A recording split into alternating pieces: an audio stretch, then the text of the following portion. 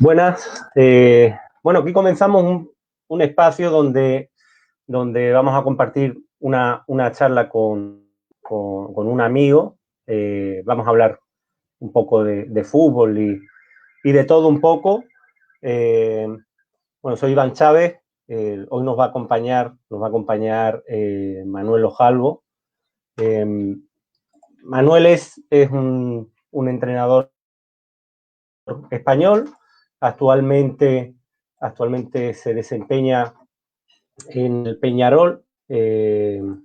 A mí me cuesta un poco ser subjetivo con mis amigos. Manolo, sobre todo, es una buena persona, un tío que está muy preparado, y en temas de metodología, de técnica, seguramente sea de los mejores que hay en el mundo, diría yo, ¿no? Entonces, bueno, vamos a hablar con él un poco sobre la vida, sobre el fútbol, que el fútbol al fin y al cabo es parte de la vida, sobre técnica, sobre metodología y sobre su última criatura, por así decirlo, que es Me and My Club. Entonces, bueno, vamos a hablar con él. Y pueden hacer sus comentarios, pueden participar con los comentarios que nos vayan haciendo y con las preguntas que vayan teniendo. A ver. Don Manuel, Iván, buen día. Dame 10 segundos porque no encontraba los auriculares del ordenador, que van distintos a los del teléfono. Okay. Y te estoy mandando... Your browser doesn't support... Me cago en todo. Espera, que me dice que él... es curioso porque en el ordenador me dice que el explorador, que es Safari, igual que en el móvil, no soporta nuestro programa la aplicación de videoconferencia. Sí, pero en cambio con el móvil sí que me ha entrado, ¿no? Yo al entering, no sé qué. Ahora me tendrás que aceptar de nuevo con el otro dispositivo. Ya. Ok. Ahí te estoy mandando. Yo sigo hablando con... Vale, yo ya lo tengo esto, ¿Ya? ¿eh? Ya te he mandado la invitación por el otro lado y ahí me aceptas y estoy dentro. Ok. Bueno, como les decía, Manuel es experto en metodología, experto en técnica, es entrenador de fútbol. Lo que pasa es que, evidentemente, yo soy de la opinión de que todos tenemos que, dentro de las distintas ramas del fútbol, buscar una especialización. Es decir, evidentemente, Manuel sabe y mucho de táctica, sabe de preparación física, pero uno tiene que buscar ahí donde se especializa, ¿no? Ya parece, ya está por aquí Manuel.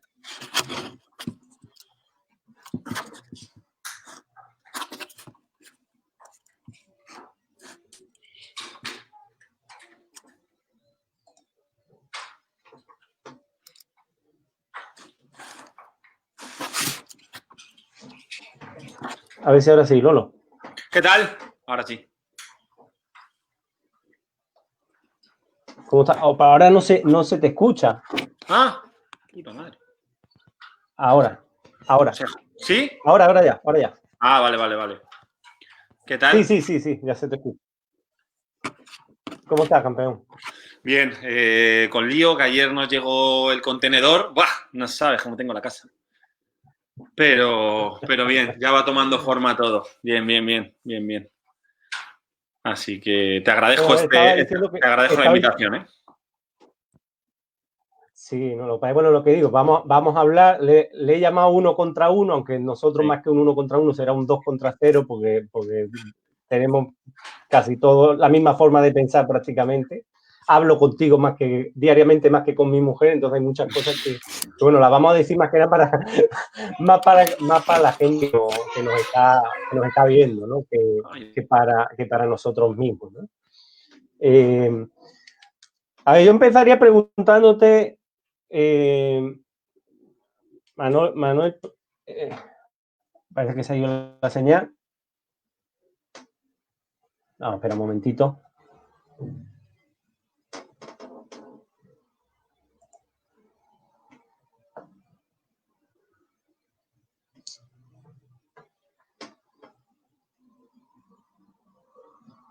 Vamos a esperar un momento, a ver si recuperamos la señal.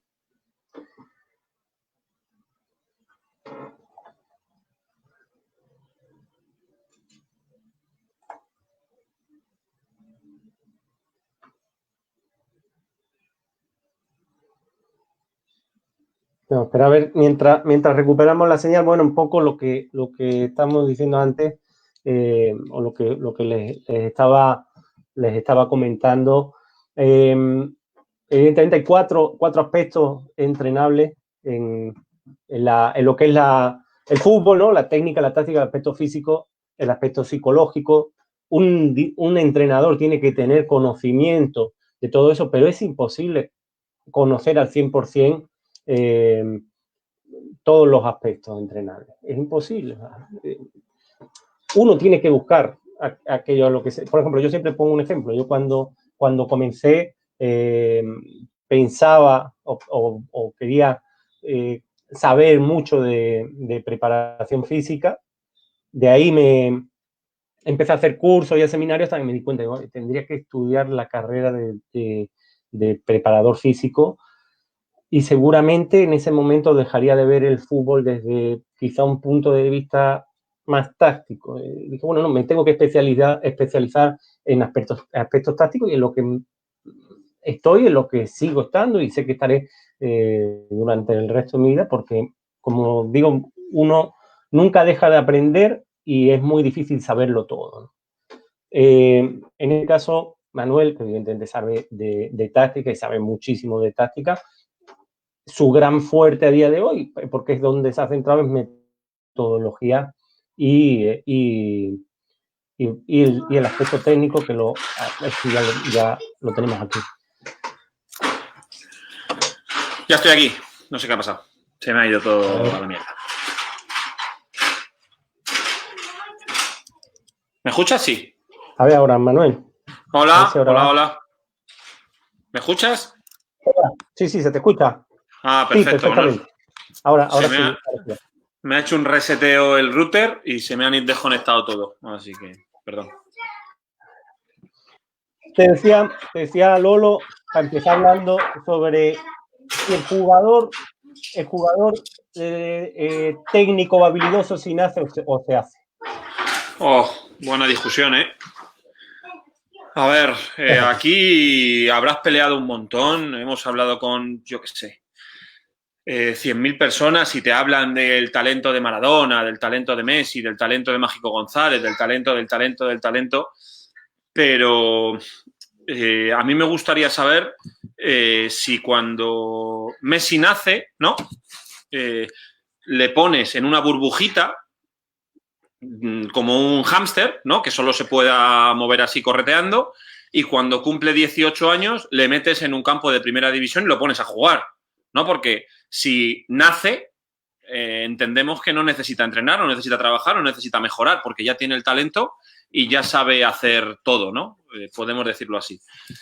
A ver qué pasa. Entonces, lo que es claro, y eso es una realidad, que todos los jugadores son diferentes, pero eso es, no es que sea una verdad absoluta, es que es sentido común, ¿no? Igual que tú eres más alto, más bajo, más flojo, más fuerte, con más barba, con menos barba, pues cada uno genéticamente tenemos una composición y somos distintos.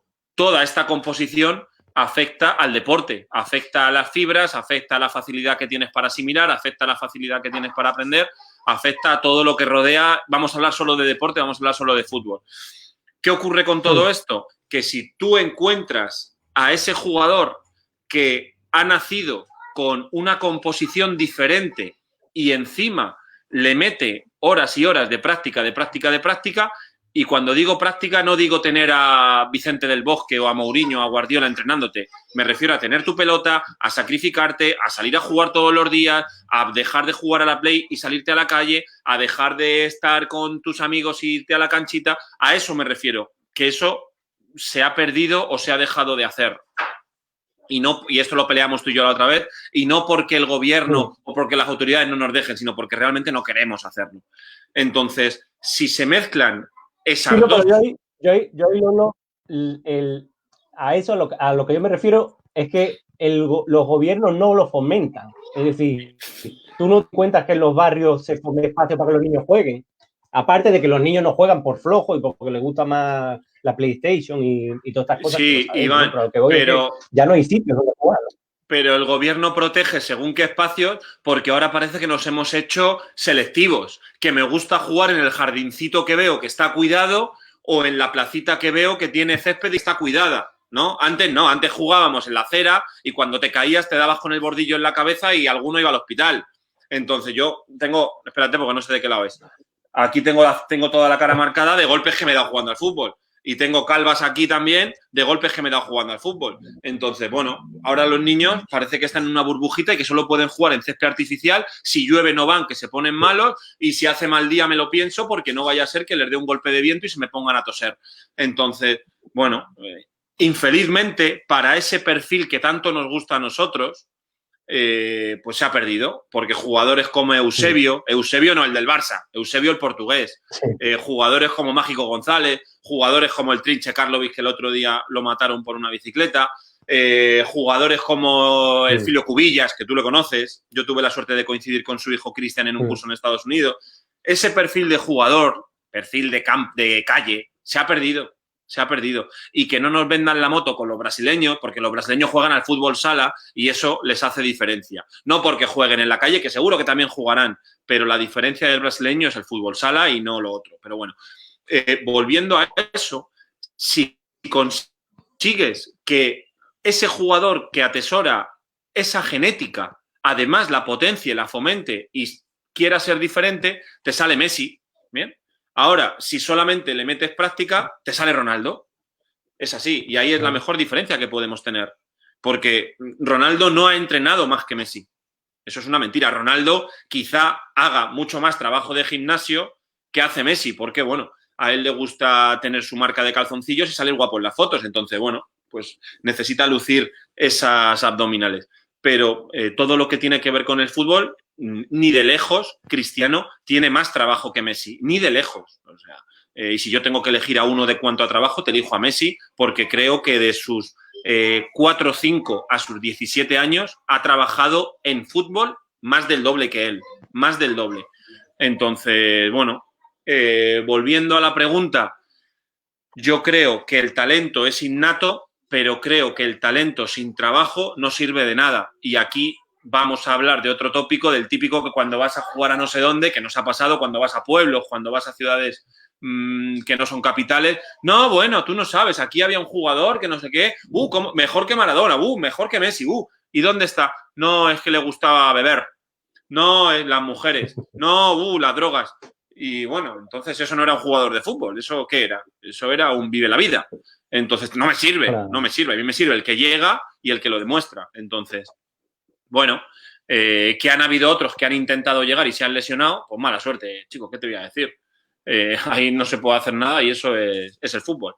Pero bueno, el talento, sin duda que hay jugadores más talentosos que otros y aquí te voy a poner un ejemplo. Hay deportistas que te están jugando al fútbol y al minuto te están jugando al tenis y se te van a jugar al balonmano y se te ponen a jugar al golf y a todos juegan bien. Dices, hijo de puta, sí, lo hace todo bien. Y es por eso, precisamente porque tienen esa capacidad de asimilar los deportes o esa capacidad pues, de destacar en la faceta deportiva, ¿no? En lo que se propongan. Y es eso, principal. Exacto. Bueno, en eso es algo que coincidimos, que al final sin trabajo no hay nada, sin trabajo no hay nada, que los cracks son talento más trabajo y que el resto, que son la mayoría de los futbolistas, son trabajo. Y muchos de los que se quedaron en su casa era talento y flojo, no trabajaron, pensaron con 12 años que con lo que tenían ya le iba a servir y nunca llegaron, ¿no? Es así la historia. Y el tema, Manuel, a mí nunca me gusta, tú sabes que a mí no me gusta generalizar, ¿no? Pero a veces no hay más remedio. O sea, en menores en la parte de eso que se llama escuela base, vemos que se trabaja mucho la parte técnica, Sí. pero luego ya llegan a una etapa competitiva a partir de los 12, 13 años, donde prácticamente los trabajos técnicos desaparecen, y esa frase que yo utilizo, que sé que a ti te gusta, de estamos priorizando formar equipos donde formar jugadores, y ahí es donde quizás se está produciendo, digamos, una ruptura, y el que se esté fomentando tanto ahora esas academias de entrenamiento personalizado de la técnica, precisamente porque hay una deficiencia, ¿no?, en los entrenamientos de los equipos, ¿no? A ver, esto es una realidad y te voy a hacer un inciso ahí. Incluso hasta de 6 a 12 años la técnica no se trabaja como debiera. Bien, porque muchas veces hay entrenadores que se piensan que están trabajando la técnica y quizá lo pueden trabajar de otra manera más efectiva. Que ojo, que no me voy a meter a criticar, ni mucho menos, y tú me conoces. Pero donde quiero llegar es que en algunos momentos es como que al directivo, al papá, al coordinador, al responsable, se autoengañan queriendo aparentar que están trabajando técnica cuando, bueno, son otro tipo de tareas cuyo objetivo no es la técnica, porque el tema, y aquí pasa en Sudamérica mucho más que en Europa también, es que el técnico cree que la técnica es perder el tiempo. Bien. Muchos creen que con un buen trabajo físico, con un buen trabajo táctico y con su buen saber, porque todos los entrenadores lo saben todo y ellos ganan partidos. Yo llegué a estar en una reunión en un colegio privado de Madrid, de una zona de poder adquisitivo súper, y el director de deportes me dijo, mira, Manuel, tu metodología está muy bien, pero yo me he leído un libro y he ganado ligas. Dije, cuidado. Dije, dime qué libro es ese, hijo puta. Dime ese libro que...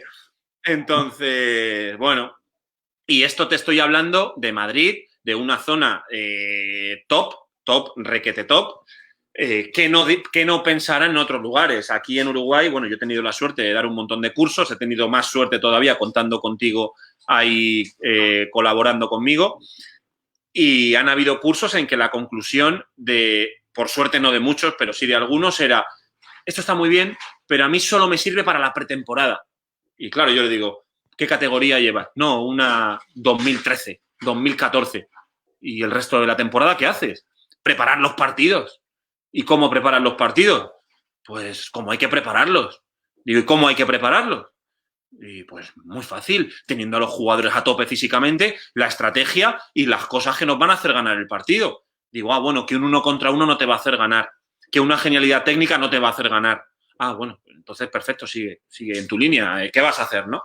El tema, y volviendo a la pregunta, que sabes que me enrollo, es que esa poca predisposición del técnico a trabajar la técnica, valga la redundancia, y esa creencia del jugador que cuando ya es mayor, y ellos piensan que con 12 años ya son mayores, han aprendido lo suficiente en cuanto a la técnica, también coincide con el corte del fútbol 7, del fútbol 8, del fútbol 9 al fútbol 11, y solo se centran el entrenador en fomentar su modelo de juego, su estrategia, su balón parado, su táctica individual, colectiva, como lo queramos llamar, y el jugador solo se centra en aprender eso que el entrenador quiere que aprenda.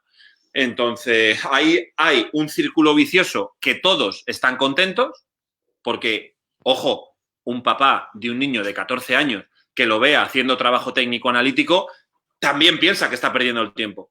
Bien, son muy pocos los que realmente entienden esa valía. Y te voy a poner un ejemplo, porque es que esto a mí me clama al cielo.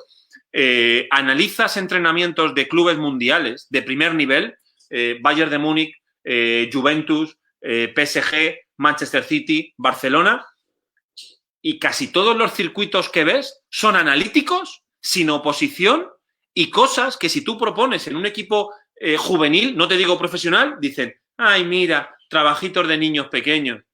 Yo me harto a ver a Kevin De Bruyne, a Lewandowski, a Messi con una pelota sorteando conos, sorteando picas, tirando a un reboteador y pegando a portería. Estamos hablando de Messi, de Lewandowski, de Kevin De Bruyne. Entonces, igual algo sirve hacer eso. ¿no? Igual algo sirve. No, que no tiene aplicación al partido. Bueno, porque tú lo digas. Luego viene la progresión del entrenador durante esa tarea para llevarlo analítico a la situación real de partido, pasando por la progresión, con la oposición reducida, con hándicap. Bueno, ahí nos metemos en otros temas. Pero ojalá, y esto soy el principal, no voy a decir protagonista, pero sí la punta de lanza, porque Diego Forlán ha sido el primer técnico en conformar un cuerpo técnico, valga la redundancia, en un país como Uruguay y teniendo una persona responsable solamente de la técnica, porque esto no se ha dado en ningún país sudamericano hasta hoy. No hay ningún club de primer nivel, y cuando digo primer nivel me refiero a un club que juegue Libertadores. No vamos a entrar a valorar lo que representa Peñarol en Sudamérica, que es el club del siglo, porque, bueno, ya sabemos lo que es y ha sido Peñarol. Pero, bueno, a ver, y ahora me voy a otro tema y esto es una reflexión. Esto, si Peñarol este año consigue objetivos, seguramente a mí me atribuyan más mérito del que merezco, ¿no? Esto es así, para lo bueno. Pero si Peñarol, infelizmente, este año, Dios no lo quiera, porque la Liga no se puede reanudar completamente, por lo que sea, no consigue superar las expectativas o cumplir las expectativas que se tienen puestas en el plantel, seguramente a Diego le tiren o le den más palo del que realmente merece, ¿no? Y ahí voy yo en el saco porque conformo el cuerpo técnico. Claro.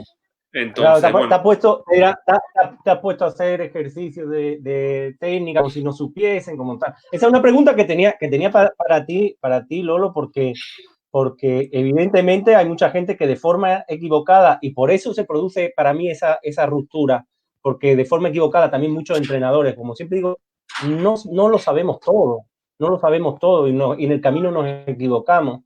Y en esa equivocación, muchos piensan lo que tú dices, que si yo a un niño de 13 años le trabajo la técnica, ya lo estoy trabajando como si fuese un niño pequeño, y el papá va a pensar que su hijo es un poco torpe, que no le esté haciendo su trabajo, etcétera. Entonces, la entrada en tu caso de un entrenador que va a un equipo de primera división a trabajar la técnica, y yo sé que tú has entrado muy bien en el Peñarol, principalmente también por la forma de ser que tienes, ¿no? Pero se puede producir un choque, ¿no? En algunos equipos, yo supongo como cuando en un principio empezaron a entrar los psicólogos en los cuerpos técnicos, ¿bien? Porque siempre pensaban que psicólogo era para una enfermedad mental, ¿no? O sea, en Europa tenemos casos como el de René Maulessen, ¿no? En el Manchester, y que todos lo conocemos, pero en Sudamérica todavía puede chocar, ¿no?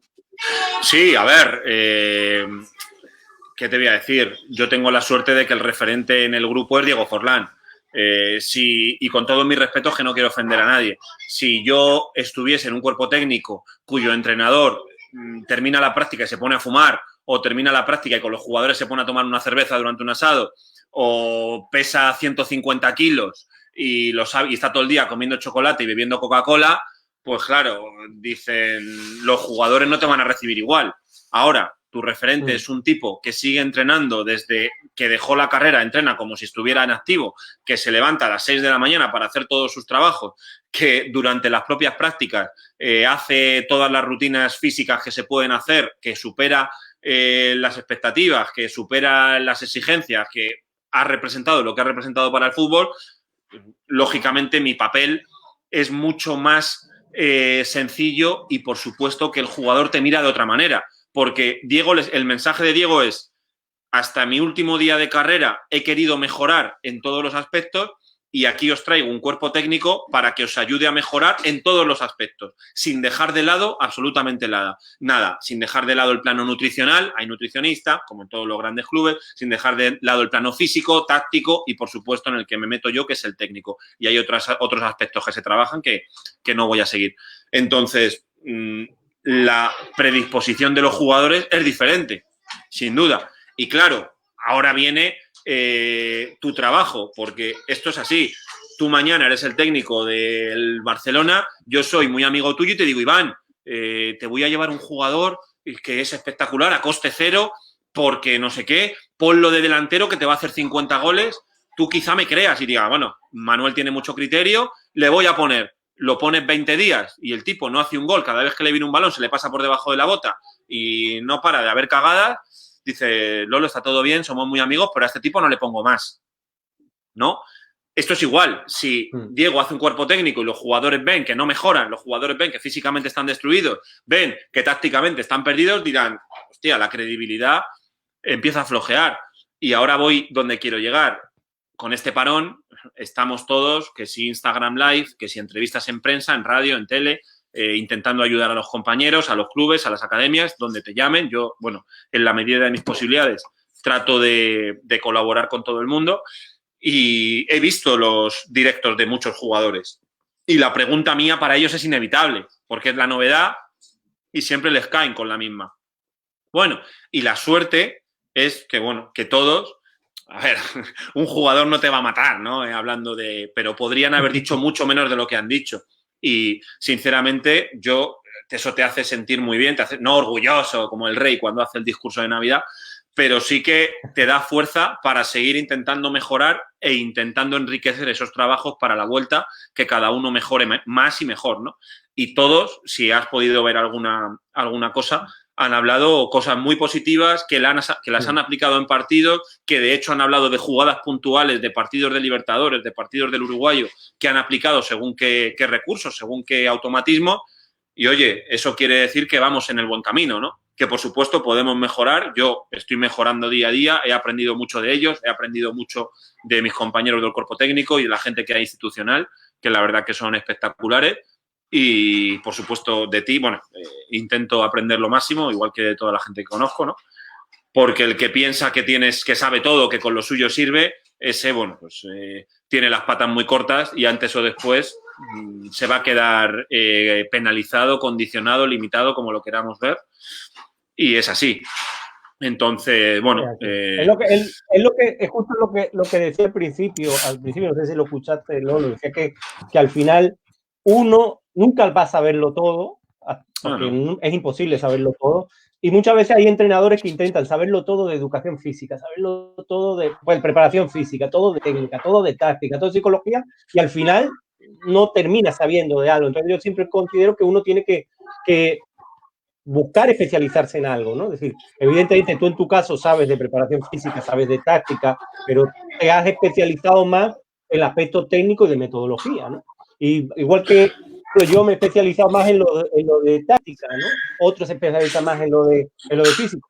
Sigues aprendiendo de todo, pero hay momentos que yo sé que habrá un momento que dirás, no, ahora me quiero dedicar más a lo táctico. Te dedicarás más a lo táctico. Me refiero en la etapa actual, ¿no? Es decir, el que uno tiene que centrarse en algo y intentar especializarse en eso, ¿no? Sí, a ver, yo desde hace mucho intenté aprender de la parte técnica. De hecho, incluso ya estando jugando, empecé a aprender ahí y ha sido algo que siempre me ha entusiasmado. Quizá porque cuando yo jugaba no hacía mucho caso a los entrenadores, ¿no? En la parte táctica era más anárquico, más tal, y luego, bueno, como con la pelota hacía cosas diferentes, compensaba y no me machacaba mucho. Esa es la suerte que tenía. Y en la parte de formación, pues bueno, la parte técnica, ya te digo, es lo que más me ha entusiasmado. Sin duda que he intentado aprender lo máximo de la parte táctica, de modelo de juego, de perfeccionamiento, de análisis, de todo lo que pueda rodear al fútbol. Y ahora, sin duda, estoy aprendiendo mucho de preparación física. Quizá hace como año y pico, 2 años, empecé a aprender más de Iderson, tú le conoces, porque, bueno, me interesé muchísimo por su manera de trabajar, me interesé muchísimo por su manera de entender la formación del jugador. Ya antes tuve un compañero que hice cuerpo técnico con él, Alberto Ginés, que empecé a aprender, pero en ese momento como que no me importaba, ¿no? Como que delegaba, decía, bueno, a lo que tú hagas está bien hecho, haz lo que te dé la gana, no me consulte y ya está. Ahora yo, bueno, pues esas curiosidades, esas inquietudes, querías tener mucha más información del jugador, de las tareas, y con Aider la verdad que he aprendido un montón. Y, por supuesto, aquí en Peñarol tenemos a Santiago Alfaro, que es una eminencia en el primer equipo, y luego, bueno, a nivel institucional tenemos a Pablo Placeres, a Diego Botayoli, a Nacho Piñatares, prófer de primer nivel mundial, y estoy aprendiendo también un montón. Y me intereso, estoy leyendo y quiero, sinceramente, de lo que más estoy aprendiendo ahora es de la parte física, pero muchísimo, la verdad que un montón. Y voy a seguir. Y volviendo a tu pregunta, que me he ido por el otro lado, cada uno se tiene que especializar obviamente tiene que conocer, pero en mi caso, creo que cuando yo empecé a aprender no tenía las miras puestas en lo que estoy haciendo hoy, y cuando digo haciendo me refiero al cargo que ocupo, porque no existía, con lo cual, pues bueno, no sabía si realmente esto iba a tener una utilidad o una aplicación más allá de impartir cursos o más allá de, de ser director metodológico de un club o de crear mi propio club, como bien hice en Madrid, y de que asegurarme de que trabajen a mi manera. Pero bueno, por suerte, Diego sí supo encajarme dentro de un cuerpo técnico y aquí estamos, ¿no? Tratando de mejorar día a día. Pero bueno, te iba a hacer una pregunta, Manuel. Me and My Club, ¿cómo nace? Me and My Club nace primero, y esto es así, como un desafío o un proyecto personal para utilizar la tecnología hacia los muchachos, hacia los niños, realmente.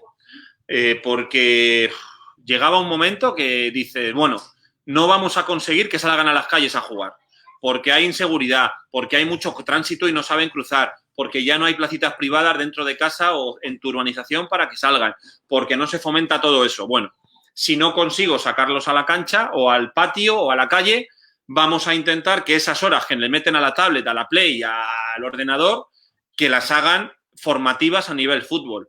Entonces, Me and My Club, en su inicio, y esto te estoy hablando cuando se piensa hace, yo qué sé, pero muchos meses, muchos años, no te voy a dar una fecha porque ni yo la sé, pero en mi cabeza estaba, era conseguir eso, ¿no? Realmente que el niño estuviera en casa aprendiendo fútbol no solamente la parte técnica de que aprenda recursos, de que automatice, de que sensibilice, no, sino que entienda el juego, que se le ayude con vida saludable, con prevención, con hábitos, bueno, con otra serie de cosas. Y ahí queda la idea y yo la empiezo a desarrollar en cuanto a contenido sobre todo técnico. La siguiente fase tú la conoces porque eres un involucrado. Creo que la aplicación puede tener mucha más llegada a entrenadores y hay que completar el contenido y cerrar el círculo de la formación con el apartado táctico, con el apartado de modelo de juego, con el apartado de estrategia, de prevención, de readaptación, de nutrición y, por supuesto, el apartado físico en toda su amplitud o en toda su gama, ¿no? Y aquí entras tú, bien lo sabes, y también entra Iderson, porque sois los dos profesionales de los que yo decido vaya a delegar o confiar o lanzarme de la mano con este proyecto. Me and My Club hoy puede presumir de ser una aplicación que contiene todo lo necesario para que un niño se desarrolle desde una etapa, vamos a decir, no prenatal, ¿no? Pero sí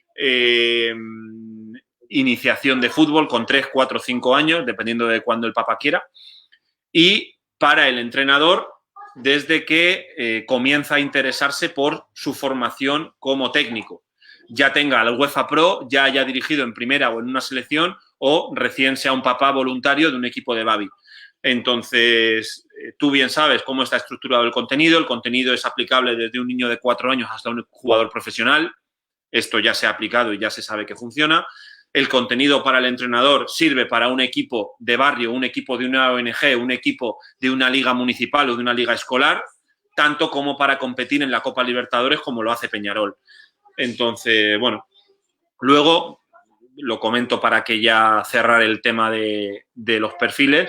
Hay un apartado de administración cuyo perfil es el del auditor, el administrador, el directivo, el responsable, el coordinador, que lo que hace es controlar los usuarios, controlar los accesos, controlar el contenido, controlar los patrocinadores, los pagos, todo lo que rodea a ese club, a esa academia, independientemente de su dimensión.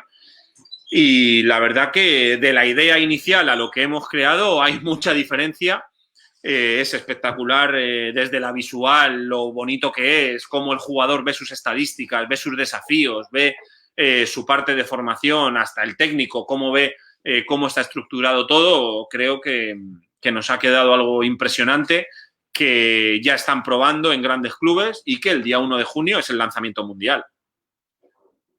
Qué bueno. Ahí te pregunta Sergio Requejo cuál es el club que creaste en Madrid.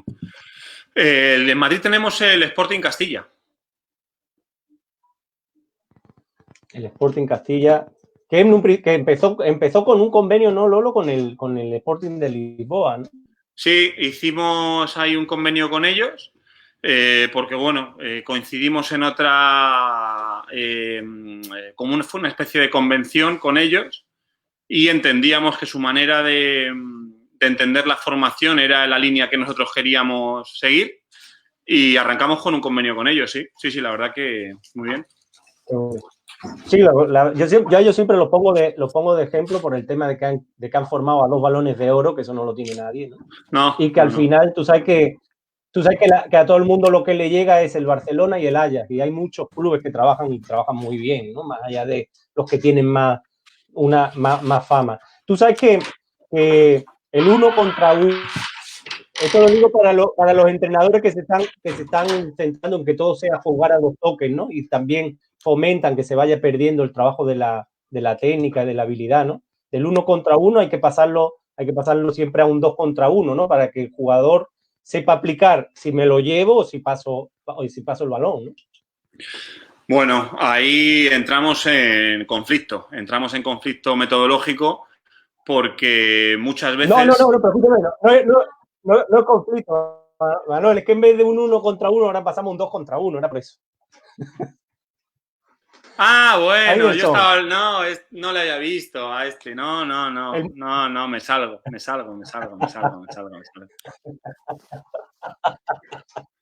Bueno, él es Aiderson Abreu, corta, el preparador físico y el que lleva toda la parte física de Me and My Clay. Era una sorpresa que le queríamos dar a Manuel, por eso el pasar del 1 contra 1 al 2 contra 1. Aiderson, ¿cómo estás? Bien. ¿Tú qué tal? Bien, todo bien. Oye, ¿se ha salido de verdad o qué? Se ha salido, Manuel, sí. Manuel está salido. Mira, Aiderson, hay una pregunta que nos están haciendo. Sí, no, ahí vuelve. Hay una pregunta aquí que nos están haciendo y que yo creo que viene, muy bien. Voy a darle ahí a ver si sale. A ver. Quería jugar por la derecha. Yo por ¿Cómo manejan las cargas físicas? Ya. ¿Cómo manejan las cargas físicas en plena cuarentena? ¿Cómo hacen para mantener el equilibrio? A ver, en plena cuarentena, al final cuando trabajas te centras en carga genérica. Entonces, sobre todo por los espacios con los que cuentan los jugadores, lo manejas en base a lo que son las repeticiones de los ejercicios y la frecuencia cardíaca, de lo que puedas más o menos monitorizar. Ya luego serían encuestas wellness que te permitan obtener la mayor cantidad de datos. Pero la verdad que el espectro un poco limitado cuando en esta cuarentena. Es un poco limitado porque no cuentas con los espacios necesarios para obtener cargas importantes que se relacionen a lo que el futbolista demanda. Claro, es que el tema, como digo yo, hay quien vive en un apartamento pequeñito y hay quien tiene un jardín que parece el Bernabéu, ¿no? Entonces ya va a ser distinto todo, ¿no? Sí, claro. Entonces, en ese caso, yo lo que veo más conveniente es aprovechar que se tiene el tiempo para individualizar, que es algo importante y es algo que es un principio científico del entrenamiento en el que los deportes de equipos es muy difícil llevar a cabo y por lo general rompemos ese principio de individualidad. Entonces, es un momento en el cual tenemos que aprovechar esto para individualizar, para valorar. Entonces, el que puede individualizar ciertas horas y así individualizas también la carga para cada uno. Lo otro, el problema ahí que te encuentras es al tú estar a distancia como profe, ¿cómo haces tú para evaluar? Porque cuando tú evalúas, tú sabes cuáles son las deficiencias y al tú saber las deficiencias puedes saber qué carga aplicar. Ese es uno de los problemas que te consigues. Ajá. Es que es complejo, ¿no? Lolo, es complejo esto de la cuarentena porque es algo nuevo, ¿no? A ver, esto es un tema... ¿Y el después qué? Como dicen, el después qué. Es un tema que para el jugador es peor que estar lesionado. Yo lo comenté el otro día, no sé con quién estaba hablando. Creo que con ESPN, con algún canal de estos que te hacen entrevistas. Y tú estás lesionado, ponte en el papel del lesionado, ¿no? Que es una mierda, hablando mal, pero ponte en ese papel. Vas por la mañana, te presentas en la ciudad deportiva, haces tu trabajo, te metes en la piscina, haces fisioterapia, te hacen tu encuesta de wellness, tienes todo, sabes cómo sigue, puedes salir a trotar, no puedes, sigues haciendo infinidad de máquinas que te pueden tratar, pero ahora están metido en casa, el que tiene suerte y tiene un jardín, pues tiene un paraíso, y el que vive en 70 metros cuadrados está en una jaula. Entonces, para el jugador, y ya no solamente en el plano físico, sino yo creo que el estrés que le genera es brutal.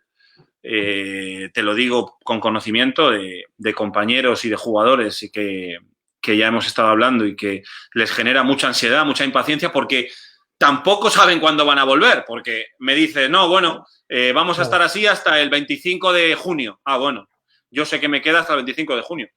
Pero sin saber cuándo vuelven, sin tener fecha, la motivación baja, la pereza sube y las ganas de ir a la cocina están ahí cada 10 minutos. Entonces, controlar la alimentación es complicado, controlar, bueno, lo que decía Aider, toda la respuesta al RP del jugador, de cada vez que realizan trabajos, cómo le puede llevar esa rutina a la hoja de Excel, es prácticamente imposible. Y la planificación se complica multiplicado por 10 igual. Entonces, difícil. Esto de la cuarentena es un tema complicado. Pues sí. Ahí nos pregunta Yerko si los niños entienden los trabajos, más no los padres. ¿Hay trabajo dirigido a los padres? Yo voy a empezar contestando que escuelas de padres, o sea, el padre no tendría que estar en verdad en el entrenamiento, ¿no? Igual que no está en la clase del niño del colegio, pues si los padres tienen que estar allí, crear escuelas de padres, darle charlas mientras los niños entrenan, y de ahí alguna vez me padre en el entrenamiento, ¿no? Que vea al padre lo que es entrenar en niños pequeños, ¿no? Evidentemente en mayores no. Meter un día una sesión de entrenamiento de los niños con los padres, a ver si el padre, eso que critica de que el hijo no lo hace bien, a ver si lo hace bien, ¿no? Y que sienta lo que es entrenar, ¿no? Es mi opinión. A ver, sí y no. El papá, cuando hablamos del entrenamiento en sí, aquí me puedes decir, no, pero igual que las funciones de teatro, que durante los ensayos no están los espectadores. No, que en la clase del colegio no están los papás para... Pero aquí te voy a decir, una cosa es que el papá esté en la clase del colegio y cuando vea el problema del niño y le diga, ahí pone 2 más 2 y has puesto 7, pon 4. Una cosa es eso, que es lo que nos hacen en los entrenamientos, que están continuamente condicionando la toma de decisión del niño. ¡Pasa, tira! ¡Estás solo! ¡Corre! No sé qué. Un padre así, que no vaya. Pero el papá que vive a 40 minutos del entrenamiento, no tiene dónde ir, que se te quede en una esquinita, aquí se toman mate, allí tomándose un café o con el móvil sin molestar y sin dar guerra, a mí ese padre no me molesta. Realmente, y si quiere estar viendo cómo trabaja el niño, porque ahora piensa igual que en el colegio, pero es distinto. El colegio son 8 horas todos los días y es la educación. Pero el padre, en según qué academias y en según qué clubes, está pagando por un servicio y también quiere saber qué es lo que recibe su hijo. ¿Bien? Entonces, yo, el padre que va y no molesta y no da guerra y el niño no le mira y no interactúa durante el entrenamiento, que se quede siempre. Ahora, ese padre que va y te rompe la cabeza, al niño lo marea y le pierde la atención y le condiciona y no sé qué, que se quede en el coche, que se quede en su casa.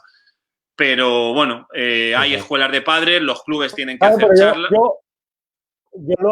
Lolo, yo calculo que a que se refiere Yerko, dice el padre que no entiende el ejercicio, porque un padre de los otros, es decir, un padre de los que se mete en entrenamiento y de los que en clase, en vez de decir 2 más 2 ha puesto 7, es 4, lo que dirían cuando el profesor diga 2 más 2 es 4, ya no, es 5. ¿Sabes? Porque ese es el problema, y sí, es verdad. Y sí, ese padre que se quede en casa, y obviamente el club tiene un montón de herramientas, un montón de recursos para educar a esos papás. Sí, en ese caso yo creo que lo mejor es, como todo, la regla, ¿no? Las reglas que uno debe imponer. Pero también sé que el padre afuera es un apoyo. Al final entra en lo que es la parte socioafectiva del jugador. Al final ese feedback que genera el padre entrenador, el padre con el hijo, también es positivo. Claro, así es, pero lo que estamos hablando siempre de un padre que ejerza de padre, ¿no? Lo malo es del padre que ejerce de entrenador, Claro. de hooligan, ¿no? Que hay distintos tipos de padre ahí. Puede ser hasta incluso contraproducente para el niño, porque el niño incluso puede entrenar cohibido, ¿no? Diciendo, uy, a ver si fallo, porque el padre le recrimina, ¿no? Cuando falla. Entonces, pues, bueno, yo resumiría esto también diciendo una cosa que tenemos que tener muy clara. Nosotros entrenamos para los protagonistas, y los protagonistas del juego son los jugadores. Entonces, no podemos pensar, creo yo, en un trabajo, en una tarea, pensando en los padres. Pensar en el jugador siempre, ¿no? Sí. A ver, desde casa igual estaba leyendo también, con los papás se pueden hacer cosas, porque ellos tienen que entender que el niño juega al fútbol porque se quiere divertir o porque quiere hacer deporte. El tema viene cuando el padre que ha jugado, que no ha llegado donde quería, trata de jugar a través del niño. Entonces hay que ponerle un chip al niño, el mando de la Play al padre y que juegue el padre con el mando. Eso sería una solución. Pero, bueno, obviamente los clubes o los que tenemos academias tenemos que intentar buscar todas las herramientas para ayudar a que esa relación padre-niño, padre-entrenador, niño-entrenador sea lo más fluida y más clara, mejor dicho, posible, ¿no? Exacto. Ahí nos pregunta Carlos que un consejo, el tiempo que podemos utilizar para darle charlas a través de este medio en las etapas formativas a nuestros jugadores. El tiempo. Y bueno, dependiendo de los tópicos que vayamos a hablar. Si tú encuentras muchos tópicos o muchos temas de conversación que consideras importantes y que debes compartir con tus padres, pues tanto tiempo como necesiten o requieran esos tópicos. Ahora, hablar con los padres todas las semanas o cada 2 días siempre de lo mismo, pues... Lolo, se refiere a los jugadores. Es decir, ahora que hay que utilizar esta herramienta para entrenar, las charlas, cuánto... ¿no? Creo que lo que dice, el tiempo que podemos utilizar para darle charlas a través de este medio en la etapa formativa a nuestros jugadores. Una charla a través del Zoom a un jugador de etapa formativa. ¿Cuánto tiempo aconsejarías tú que duren esas charlas? Ah, que duren estas charlas. Y, para jugadores. A ver, te voy a dar un dato. Dicen que una persona no puede estar 100% concentrada más de 40 minutos en una charla, en una clase o en lo que sea. Entonces, con este dato, yo te digo que las charlas con los jugadores no deben durar más de 1 hora. Ahora, depende del tema que se esté tratando y depende de la interacción que haya entre los jugadores y de todo lo que rodea esa charla. Pero si es una charla unidireccional que el técnico va dando información, a mi entender, no debe durar más de 1 hora. Aydeson. Sí, a ver, la tensión se pierde. Yo creo que también depende de la edad de los chicos que tengas, porque si tienes niños de 8 años, la tensión en 5 minutos o menos ya se fue. Entonces, tiene que haber, como dice Manuel, mucha interacción, mucha dinámica, ¿no? No una charla como tal, sino más bien una especie de formación que en la que interactúen. A ver, por ejemplo, te voy a poner un ejemplo. Acá en España, los niños no están viendo más de 40 minutos de clase. Te lo digo porque mi chica es maestra, bueno, está estudiando para eso y no duran más de 40 minutos las clases. Y ya con niños grandes. Exacto. No, yo el consejo que le he dado a los que me han preguntado, porque hay gente que, claro, tiene una academia y quiere seguir el mismo horario que hacía en su academia. Entonces, si tú le entrenabas a niños de 10 años 2 horas a 20 niños, ahora no le puedes tener en el Zoom a 20 niños 2 horas, ¿no? Pero aparte, porque tenemos que tener en cuenta que los niños están 6 o 7 horas delante de una computadora en sus clases de su colegio actualmente. Entonces, ya tienen una sobrecarga de computadora enorme y entonces lo ideal sería eso, 40 minutos, máximo 1 hora, grupos más reducidos, una pequeña charla de algún concepto táctico, un calentamiento y trabajar algo de la técnica, ¿no? Quizás sería lo más... Sí. Lo que se puede hacer, ¿no? en esta situación. A ver, hay estudios y a raíz de todo esto han salido muchos estudios en lo que podido determinar que la mente tiene una cierta capacidad y que cuando a ti te saturan de contenido, ya seas una persona mayor o un niño, terminas acumulando muchísimo estrés. Exacto. A ver, aquí Billy Atusparia, un abrazo Billy, dice, muy buenos profesores, muchas gracias por el conversatorio, me encanta la metodología Coerber, quizás no se puede aplicar al 100% la metodología, pero con trabajos en el cambio de dirección, agil, velocidad de reacción, ayudaría mucho a que los chicos mejoren. Claro, evidentemente, es lo que decían. Técnicamente va a tener que hacer trabajo en espacios muy reducidos, ¿no? Y de habilidad, ¿no? En esto el experto es el Lolo. ¿No, Lolo?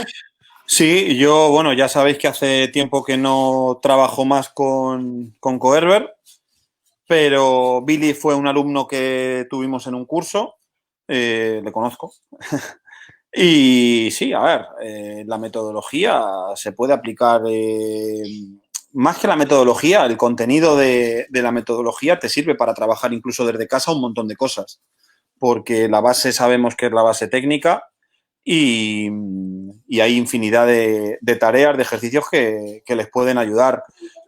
Volvemos a lo mismo. Lo que necesita el jugador es alguien que le explique o que le corrija el porqué de cada recurso, el porqué de cada movimiento, porque que tú repitas o que tú trates de copiar una tarea, un ejercicio de la manera incorrecta, se puede generar un vicio y eso luego es más problemático revertir ese vicio que intentar trabajar tareas nuevas.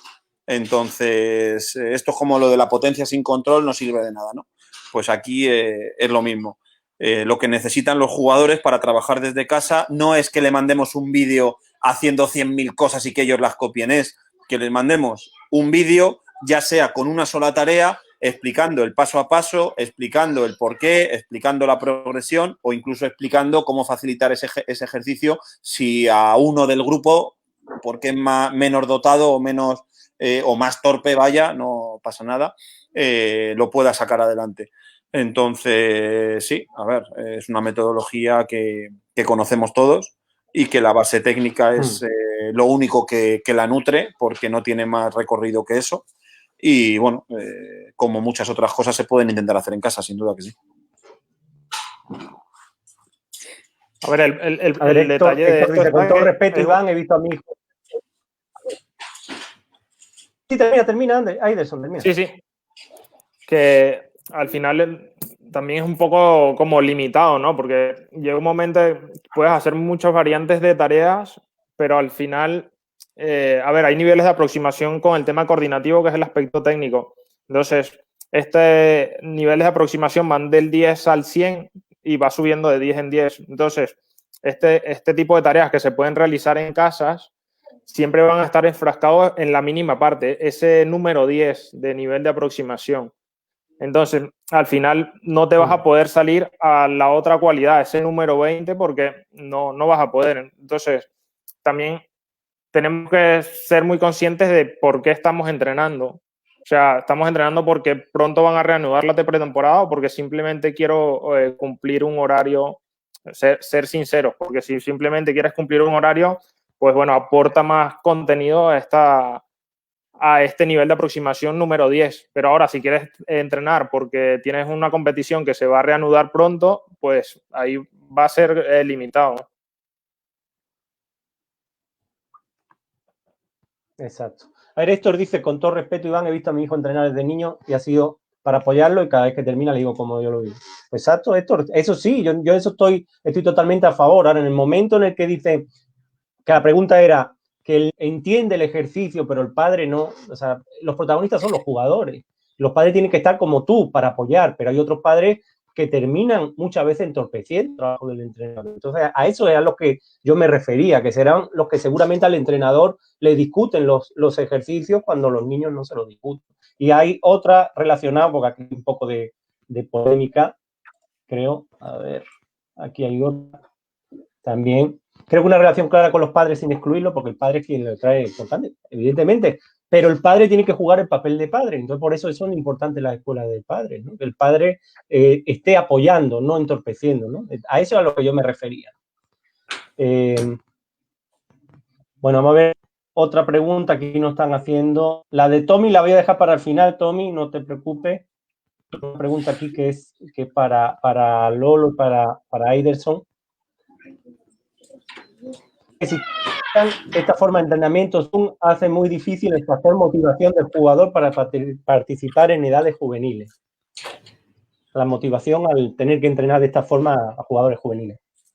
A ver, a través de Zoom no entrenas a nadie. Quiero decir, esto es tú lo que puedes dar es un sucedáneo de entrenamiento en el sentido de pues tareas que cada uno puede hacer en el salón de su casa, que en el apartado técnico te diría que ninguna, en el apartado físico te diría que pocas o limitadas, porque no pueden mover, simplemente estar tumbados con una esterilla y haciendo trabajo de prevención, bueno, Aider hablará más de esto, pero cuando hablamos de trabajo técnico cero, táctico, como lo único que podemos hacer es mandar documentación audiovisual para que vean vídeos, para que traten de entender. Y luego en la parte motivacional, lo que respecta al entrenador es simplemente intentar de ayudar a que vean que el día de la vuelta está más cerca, pero ahí quien entra en clubes grandes es el psicólogo, que es el que realmente tiene que ayudar en ese aspecto, ¿no? Entonces, bueno, ahora Aider que comente el tema físico, que quizás sea lo que más o mejor se pueda trabajar dentro de las limitaciones y dentro de las particularidades de esta época, pero de lo que a mí respecta, o hablando del plano técnico, es prácticamente nulo, ¿no? A ver, hay que ver qué tipo de motivación quiere, no sé a qué tipo de motivación se refiere. Si simplemente que la persona darle un empujón porque se siente a lo mejor mal, o es este tipo de motivación para entrenar. Si es este tipo de motivación para entrenar, yo lo que hago es proponer retos. Retos porque en esa edad juvenil lo que quieren es competir y ver quién está por encima. Entonces, a partir de estos retos, suministrar la carga que tú requieras. Ahí ser muy inteligente con eso.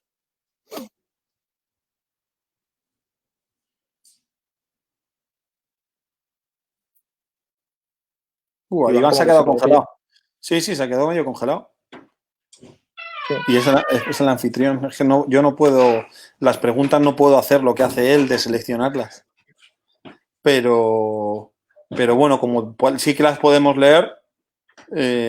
Buenos días, profes, agradecidos por la charla. Incluir a los padres en los entrenamientos en casa sería bueno, pero creo que primero se tendría que explicar cuál será la metodología a emplear para evitar así puedan incomodar a los niños.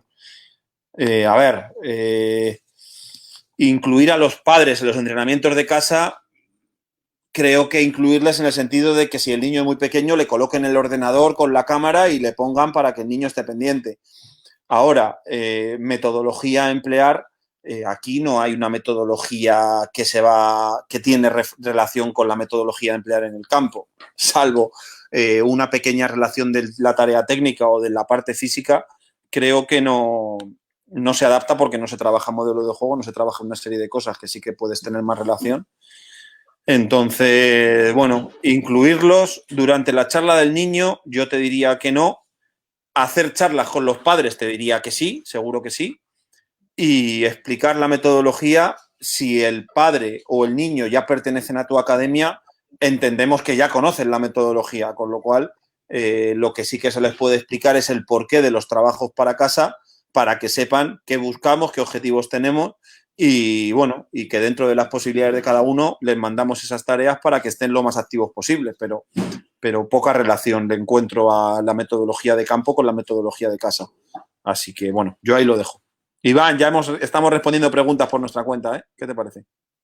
Sí, he visto porque me ha pulsado la página. No, yo claro, se me quedó parado y digo, bueno, menos mal que continuabais ahí los dos. No, lo que pasa es que evidentemente eso, que mucha gente piensa que como hablaba antes, que al trabajar Coerber, ¿no? Metodología que se está trabajando ahora en casa, está trabajando la técnica. Y como tú bien has dicho, no se está trabajando la técnica, se está trabajando el dominio del balón. Bueno, una parte de la técnica. Se está trabajando. Y que es muy importante, evidentemente. Y ni eso, Iván. Lo único que trabajas es la sensibilización de la pelota en tu pie. Que eso Exacto. Es una mínima parte de la técnica, pero para trabajar técnica necesitas un espacio abierto, necesitas golpear, necesitas encarar, necesitas moverte, necesitas coordinar tu carrera, necesitas una serie de cosas que en tu casa, salvo que quieras que puedas permitirte romperlo todo, entonces, bueno, ahí ya cada uno, pero no se puede trabajar, se llame Coerber, se llame Pepito Flores, ¿no? Y yo no quiero hacerle propaganda a ninguna metodología, porque hay muchas y ya que hablas de una podríamos hablar de otros 100 millones que te pueden aportar en según qué momento y menos ahora que, bueno, que tenemos la suerte de colaborar en un proyecto que aglutina una metodología propia, que aglutina un contenido que para nosotros es el mejor, sin duda, y es el más completo. Entonces, bueno, ¿qué te voy a decir, no? Y que está en una parte está enfocado a trabajos que puede hacer el chico, curiosamente, desde casa. Esto está pensado mucho antes de lo de la pandemia que estamos sufriendo, ¿no? Pero digamos que... Aider, ¿a ti se te ha quedado parado Iván o no? Sí. Vale, sí. vale. Pensaba que era... Porque al Me principio de la charla a mí me metía y me sacaba y pensaba que era culpa mía, pero no, es que se queda congelado ahí. Que bueno, ya para hacer la línea que llevaba Iván, a ver, nosotros ahora estamos colaborando con un proyecto y justo lo que decía de la pandemia, cuando se vino el parón, la gente que ha desarrollado el proyecto me decía, oye, qué buen momento ahora para sacarlo al mercado. Y bueno, por lo que a nosotros respecta en cuanto a contenido, creo que estaba bastante completo, que seguimos trabajando en eso. Y ahora ya, bueno, pues los de arriba han decidido sacarlo al mercado y yo creo que va a tener mucha llegada porque tenemos, no voy a decir la suerte porque esto no es la suerte, pero el producto, el proyecto tiene la suerte de que todavía queda tiempo de estar confinados y de que hay países que, bueno, que ahora empiezan en su peor momento y eso no es para nada positivo porque todo lo que tiene que ver con mal sanitario y mal público no se le puede buscar la vuelta, pero bueno, ¿qué os voy a decir? Es el mejor momento para que se lance este proyecto y así se va a hacer, ¿no? El otro día ya me dijeron que bueno, lo comentaba antes con Iván, que para el 1 de junio lo quieren lanzar y genial porque ayudaremos con esa promoción, ¿no? Claro, ¿no? Hay que darlo a conocer. Aquí Roger Van dice que buena aportación con el Zoom para dar una charla y dar conocimiento a lo que tienen que hacer dentro y fuera del campo. Pues sí, quizás sea la parte que más se puede aprovechar, ¿no? Comparte vídeos, comparte una pizarra táctil y darles explicaciones tácticas a los jugadores, ya sea en etapa formativa más profesional, sí, pero de ahí a lo otro, a la práctica, como decía Lolo, como decía Aiderson, es mucho más complejo, porque al fin y al cabo esto es un deporte de equipo, ¿no? Y sí, y aparte, Iván, volvemos a lo mismo.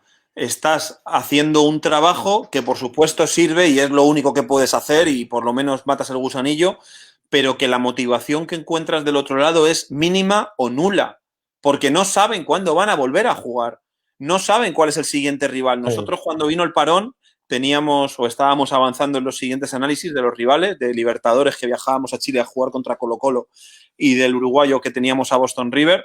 Y claro, ahora cuando hablas con los jugadores, ¿qué les dices? Si el siguiente rival no sabemos si viene el clásico, si seguiremos con la Libertadores, y tampoco quieres atomizarles, tampoco quieres ponerle la cabeza así, porque es mejor que desconecten, que aprovechen a sus familias, que estén tranquilos, que traten de cuidar la alimentación, que traten de cuidar el tema físico, pero vamos a tener tiempo para trabajar toda la parte táctica, el modelo de juego, de tener sensibilización con la pelota y bueno, ahí ya nos esforzaremos para que el día 1 de la vuelta, la fase 0, la fase -1, sea lo más eficiente posible. Pero ahora, bueno, yo os diría que tengamos charlas, que compartamos contenido, que compartamos conocimiento, que hagamos juegos, que hagamos algo divertido antes que atomizarles con tema táctico, con tema de modelo de juego, porque bueno, que vean los partidos que quieran ver, pero poco más, poco más.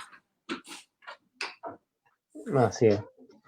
A ver, Jesús dice, he visto que muchos profesores hacen sus clases por Zoom y en sus demostraciones lo hacen con materiales de por dos que el alumno en casa no tiene y muy poco orientadas a la formación. Aider. Pues ahí no tiene feedback, ahí no hay retroalimentación, no hay nada. Yo lo que les puedo aconsejar es que trabajen lo que es el aspecto físico y simplemente también mantener el contacto, porque al final trabajamos con seres humanos y esa relación por lo menos se puede mantener y esa, por llamarlo así, esa interacción, esa relación interpersonal, porque de resto volvemos a lo mismo, limitados. Pero bueno, algo para mantener ocupados a la gente también, porque estar en casa y si tienes familia, pues es difícil.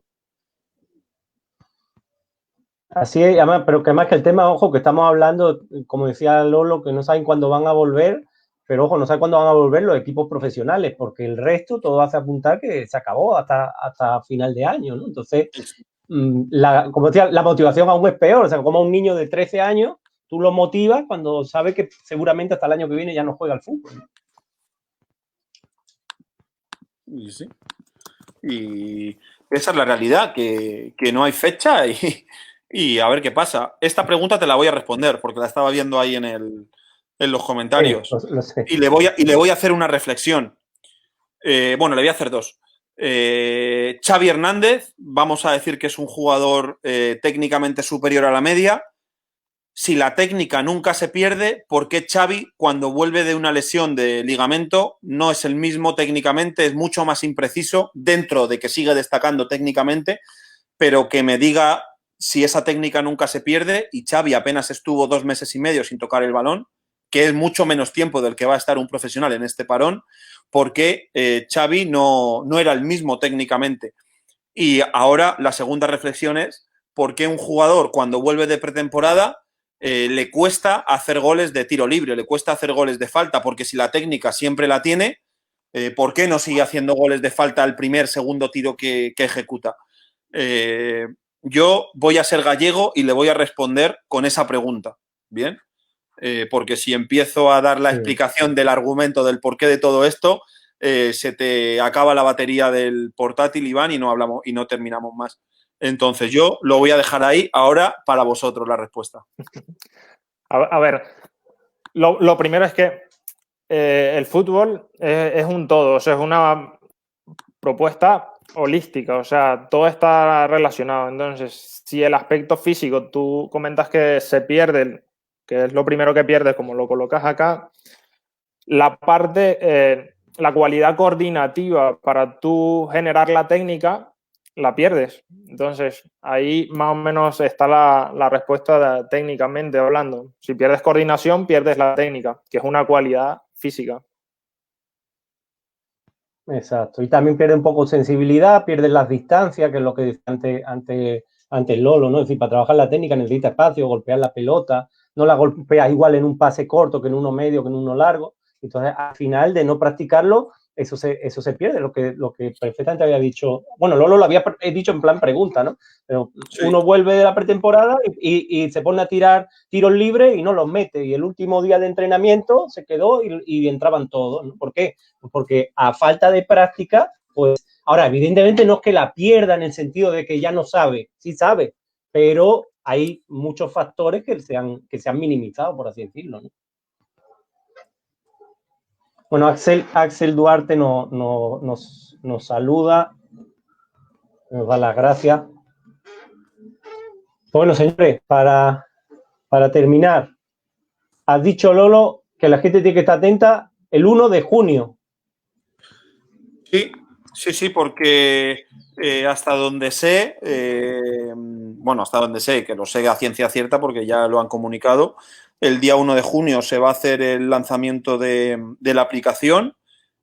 Ahora durante mayo están haciendo pruebas, están haciendo beta test, están haciendo invitaciones privadas a clubes, academias, para que puedan dar su feedback de la utilidad, la utilidad, y de el día a día de cómo lo van viendo para que puedan corregir y que puedan mejorar otro tipo de cosas.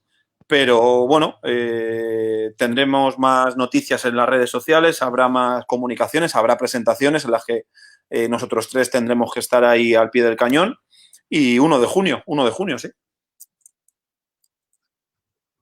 Pero bueno, entonces ahí estaremos atentos y le iremos avisando a la gente. Había antes una pregunta que le había dicho que la dejaba para el final porque era muy dirigida a mí y por no dejarla sin contestar, la voy a contestar, ¿no? Para que se sienta, Tommy no se sienta que no le he querido contestar. Dice, el fútbol peruano en la selección absoluta estamos en un buen nivel. Profesor Iván, usted que está laborando acá en Perú, ¿qué que debemos reforzar para tener esta misma visión, ya que talento hay?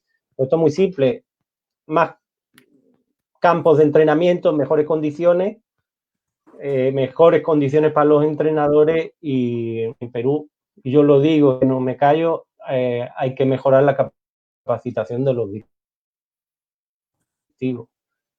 Aparte, Lolo, Aiderson, Iván, muchas gracias. Vale, Iván, gracias a ti. Se me había quedado cortado. Muchas gracias, igual. Sí, aquí. Muchas gracias y un abrazo y bueno, luego seguimos hablando porque hablamos todos los días. Cuidaros mucho. Bueno, Gracias, Iván, muchas cuídate. gracias. Cuando quieras estamos aquí de vuelta. Aider, hablamos. Hasta ahora. Ok.